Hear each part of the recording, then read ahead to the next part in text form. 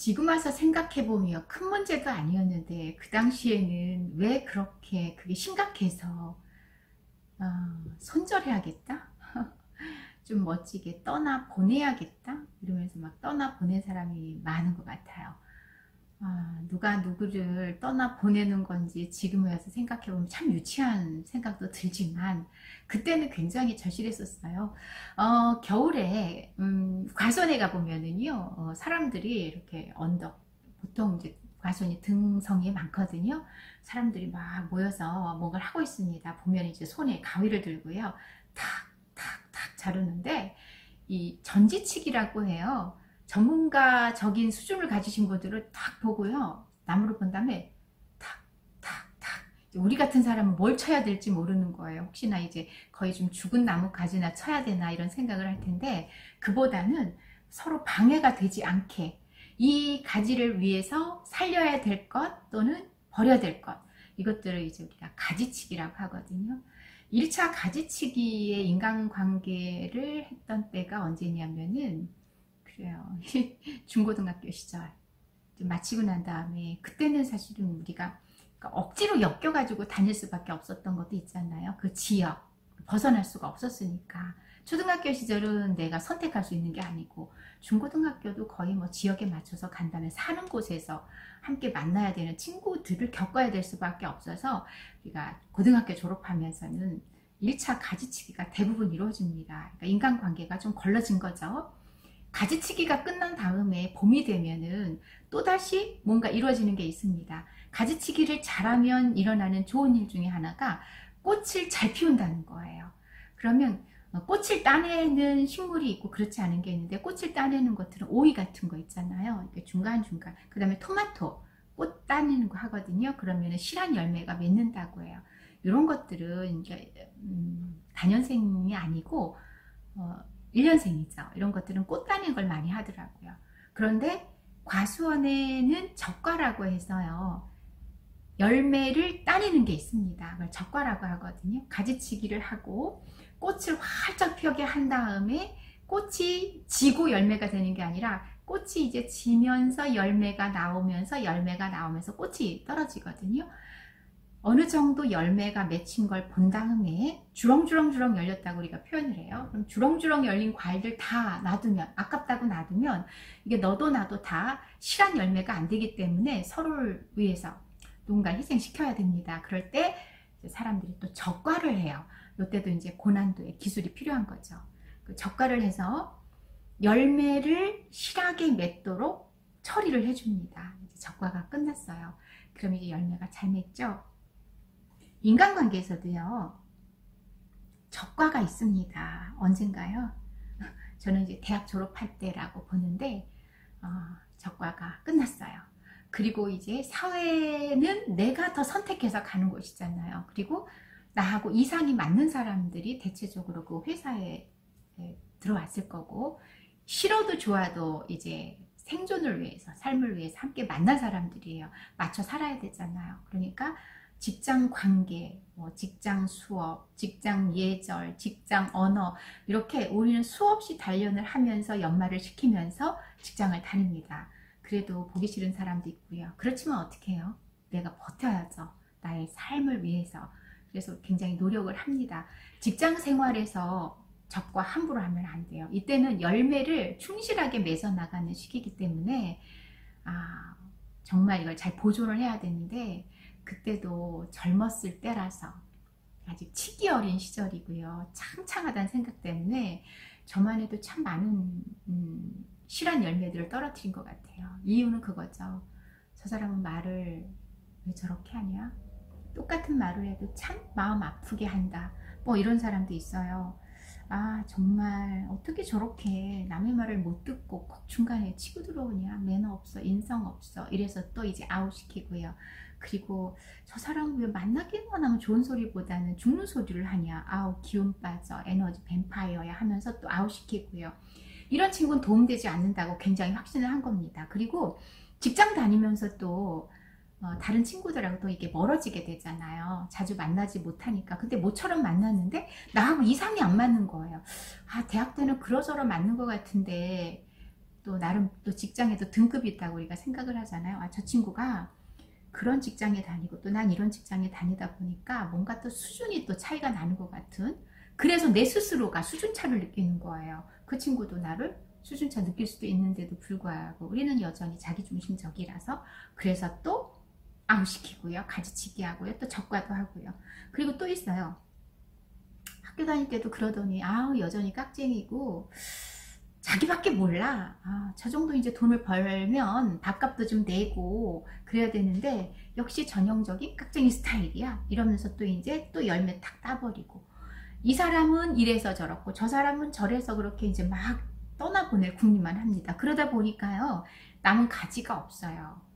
당연히 꽃도 덜 피고요. 당연히 열매도 덜 맞아요. 1차에 가지치기 했어요. 2차에 열매 따냈어요. 그리고 나서 또 남은 열매 가운데서 또 따냈어요. 이렇게 되거든요.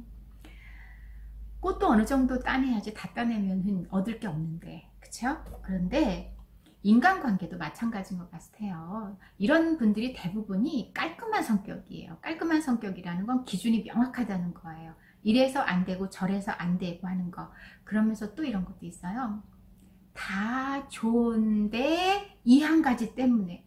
이거 정말 위험한 거예요. 살아보니 친구가 참 귀해요.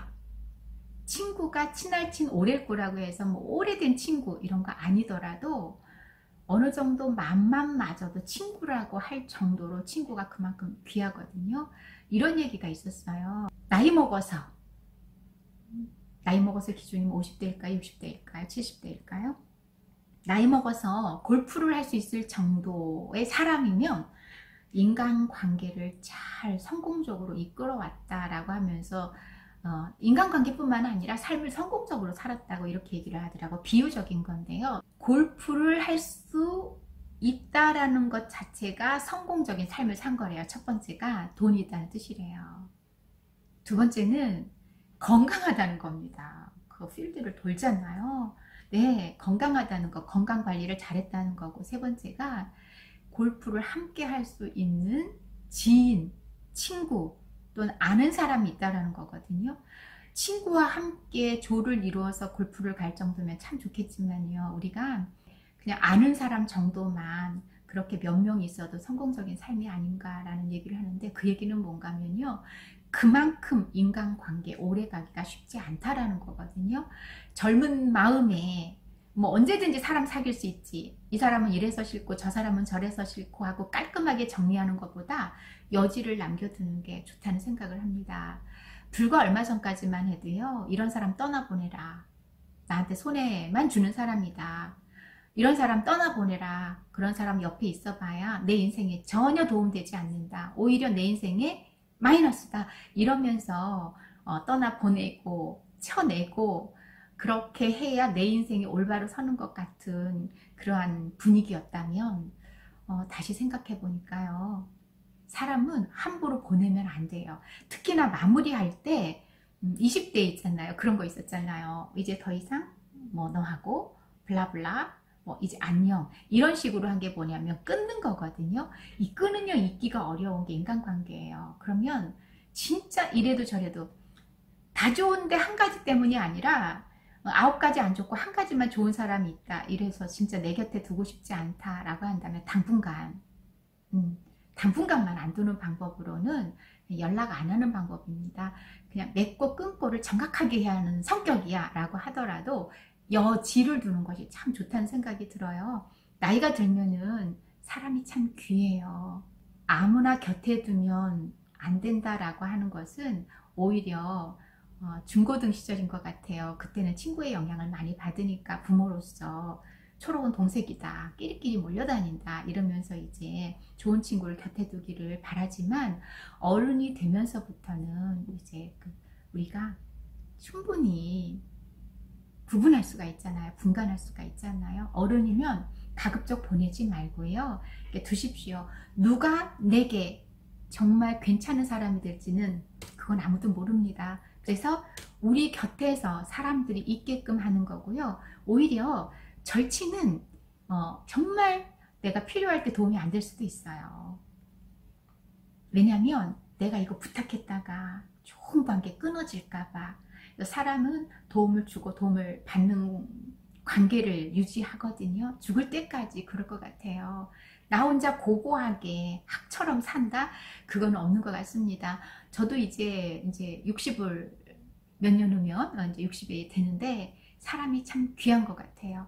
귀할 때 다 보내버린 사람 이렇게 두리번거려도 내 곁에 오지 않습니다. 또 하나, 내가 저 사람은 이래서 안 되고 이 사람은 이래서 안 돼 라고 평가하는 동안 상대방도 나를 평가한다는 사실이에요. 누구나 자기가 부정적인 평가받는 걸 좋아할 리가 없는데 내가 이런 눈으로 저 사람은 어떻게 저렇게 경청의 자세가, 저 사람은 어떻게 저렇게 공감을 안 하고, 저 사람은 어떻게 저렇게 자기밖에 모르고, 저 사람은 어떻게 표현을 해도 저렇게 하고, 저 사람은 태도가 왜 저러고, 저 사람은 왜 저렇게 무례하고, 저 사람은 왜 저렇게 약속을 안 지키고, 이렇게 하는 동안 내가 그렇게 평가하는 사람들이 모두 다 왜 저렇게 사람을 까다롭게 보나 라고 오히려 더 부정적인 평가를 할 수 있다는 점.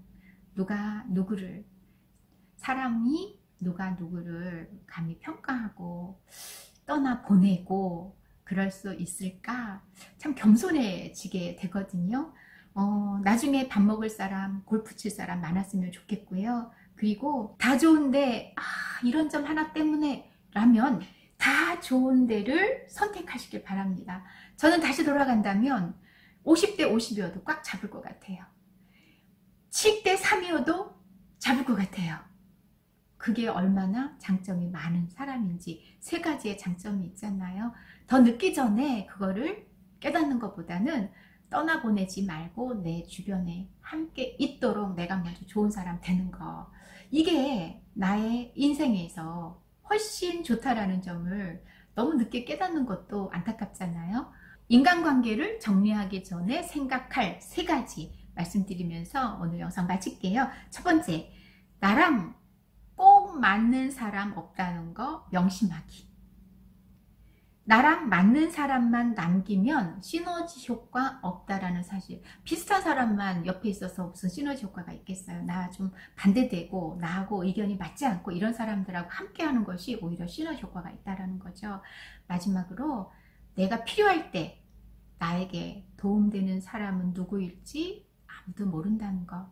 결국은 사람이 참 귀하다는 걸 알면요, 나 자신부터 괜찮은 사람이 돼서 오히려 주변에서 그죠? 나를 가까이 두고 내 곁에 사람들이 많이 있을 것 같습니다. 사람들이 많이 있어야 외롭지 않고요. 그리고 내 인생이 풍요로워진다는 거 이제라도 알게 돼서 참 저는 감사하고요. 사람이 귀해지네요. 사람이 꽃보다 아름답다잖아요. 맞아요. 그런 것 같습니다. 감사합니다.